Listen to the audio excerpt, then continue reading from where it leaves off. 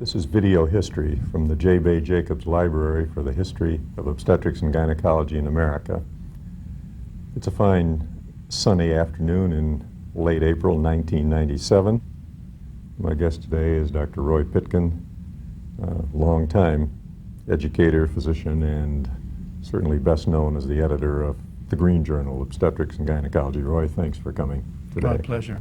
I always like to begin by asking people what their roots were. I know something about yours, but tell me where you came from, grew up, and went to school. Okay, I was born in Anthony, Iowa, at home birth. Some of my colleagues think that maybe explains something. Anthony is a town, I'm sure you've heard of it, most people have. It's in western Iowa, about 30 miles from the Missouri River, about that same distance from Sioux City. I've always said that it had 1,000 people, but my children have looked into it, and they say it's closer to 500. My father was a druggist there, ran a drugstore, and I lived there all my life until at age 18 I escaped and went to the Athens of the West, the University of Iowa. That opened up a whole new world for me. In Iowa City? In Iowa City.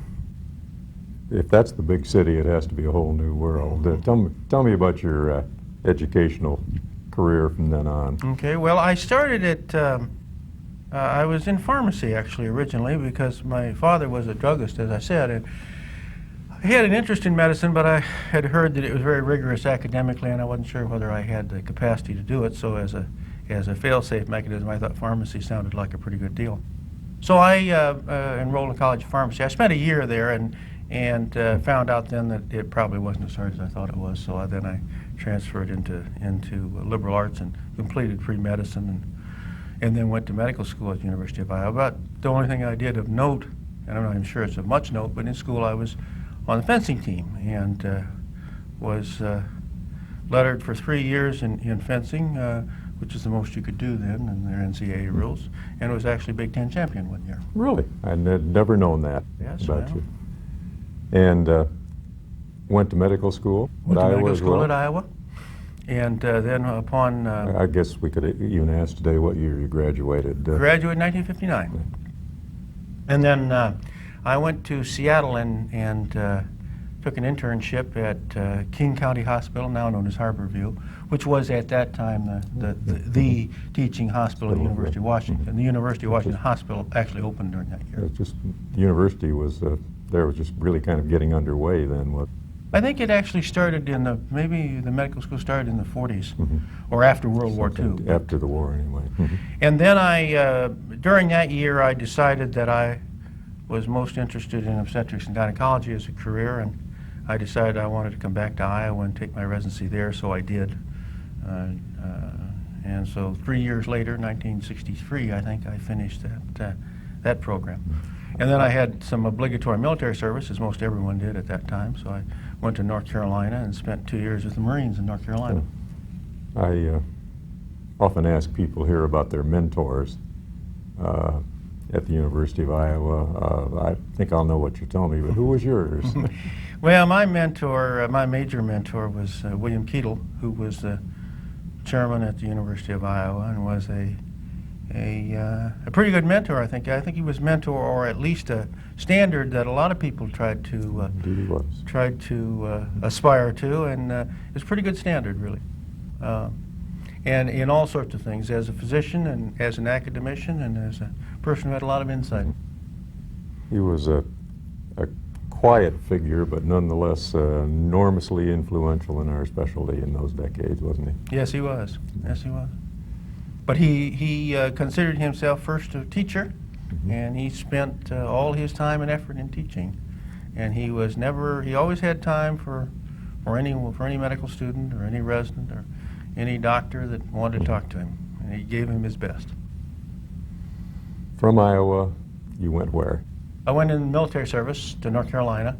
Been 2 years I was in the Navy, but I spent all the time with the Marines, and so I consider myself more a Marine than a Navy doctor. And then after that, I decided I wanted to go into academic medicine, and I looked around at several jobs, but the only one that was really offered to me was at the University of Illinois. So I went to the University of Illinois in 1965 as an assistant professor. And there I met my second mentor, a secondary mentor. His influence was somewhat less, but nonetheless profound. That was William Mingert. A major figure in the history of ACOG, Yes, certainly, indeed. yes. And that's, of course, how I got interested in how I learned about the college, because Bill Mingert loved to talk, and those were different days. We didn't have a great deal of work to do, and so we would sometimes sit around and talk a lot. Or and I would listen, he would talk. He and Harold Kamenetsky would talk, and I would listen. That hasn't changed, has it? No, not really. What areas of research were you involved in that time? Well, in the first, when I went to Illinois, I'd done some research as a resident, some clinical kinds of things, chart reviews and the like. Well, actually, one wasn't a chart review. I did a randomized controlled trial, which I think may have been the first one reported, at least in the Green Journal, if not in the OBGYN literature, of paracervical block in obstetrics. But shortly after I got to Illinois, I was interested in trying to assess fetal status by amniotic fluid analysis. The information about assessment of Rh disease or erythroblastosis had just come out, which had proved that first of all, amniotic fluid could reflect that aspect of the fetus, and also that amniocentesis, which formerly had thought to be quite an operation, was really quite safe. So I started looking for something that would reflect fetal age, and tried a few different things, but stumbled onto creatinine very early, and did the work about amniotic fluid creatinine, which was, I think, the first real report of any amniotic fluid constituent in relationship to fetal maturity. And it was quite a good fetal maturity test. It was subsequently superseded by the specific tests of fetal lung maturity, but for its time, it was a pretty reliable test. And from there? Well, and then after 3 years, in 1968, I got an opportunity to go back to Iowa. Dr. Keetle... back home. Yeah, it was going home, and it looked like a very good opportunity. So I went back to Iowa in 1968 as an associate professor, and stayed there for almost 20 years. Tell me about your times at Iowa as chairman, and like how many faculty were there when you went, and how many when you left? Who were some of the key people you worked with? Well, when I first went to Iowa as an associate professor in 1968, I think there were probably 8 or 10 people in the faculty. Now that represented an enormous change, because when I left in 1963, left my residency, I think there were 3 or 4. I mean, it took 5 people to replace you. No, But now there were some relatively well-known people. There were, in addition to Dr. Keetle, there was Pete Goppelrud, who made a number of contributions. Bob Kretschmar had been recruited from Michigan in the last year of my residency. He brought some innovative educational ideas. He actually didn't bring them, he developed them when he was there. Leo Dunn was recruited at the same time from Columbia, and he brought a surgical and oncological perspective to the department. So there were some pretty good people. Yep. By the time I became chairman in 1967, I think Dr. Keetle retired, and after an appropriate search interval, I was named chairman. I think we probably You had... said 67. Excuse me, 77. 77, right. 77. And then I think we had probably maybe a faculty of a dozen at that time. Some of them had come from elsewhere. Herb Buxbaum had come in to really formally develop oncology. Ted Chapler had come from Colorado to do endocrinology. But there were a number of homegrown folks who subsequently gone on to great things, that were very bright young people, because that's what Keetle's department was made up of. He attracted the very best and the brightest, largely, I think, because of the force of his own personality. And people like Doug Laube, now chairman at University of Wisconsin, Dwight Cruikshank, now chairman at Medical College of Wisconsin, Jim Scott, recently retired chairman after a long career at the University of Utah. These were people who came there, and it was an exciting time with all those bright young people watching the department, and it was, of course, the kind of exponential growth and development of the specialty itself. Of course, you'll be remembered for lots of things, but far from the least of them was going to be the Green Journal. How did you get involved with the journal? Well, I'd always been interested in writing, and I suppose that came from, certainly didn't come from a secondary education, because in this little town I went to, it really wasn't abysmally bad education, but I think it came from my mother, who still lives in this little town, by the way. She's 97 years old, and she still lives alone in that little town. She was, I think she would deny this, but I think she was the one who instilled in me kind of a respect for how one expresses oneself, and the drive to try to always find the right way of expressing oneself. So in any case, I had done some editorial things. I had been in the early 70s, became editor of the yearbook of Obstetrics and Gynecology. Subsequently, also became editor of Clinical Obstetrics and Gynecology. I'd served on the editorial board. But the way I really moved to the Green Journal was that the journal had decided, the college had decided to create an associate editor position, and I got a call from someone highly placed in the college saying that they thought I would be a good person to apply for that job, which I was really hardly aware that the job existed. So I applied for it, and lo and behold, I got it. It happened at this time that Dick Mattingly, who was the editor, at the time that the position had been created, it wasn't true, but subsequently Dick was diagnosed as having a serious illness, and his prognosis was not good. So I had a few months of working under Dick, and then he died, and then I became editor. That was in the 1982. No. It was about 86. 86. 86. Okay. And that quickly became really the one of the things in my life that I enjoyed the most. How much of, as you were still a chairman at that time, or subsequently chairman, how much time went to the journal out of every working day? Well, someone once said about in another context, it was actually about writing a daily newspaper column. How can one write they said, how can you write a newspaper column every day? And he said there are two theories of this. One is the toothbrush theory. It's like brushing your teeth. It's just something you do every day. The other is a nymphomaniac theory. It's like being married to a nymphomaniac.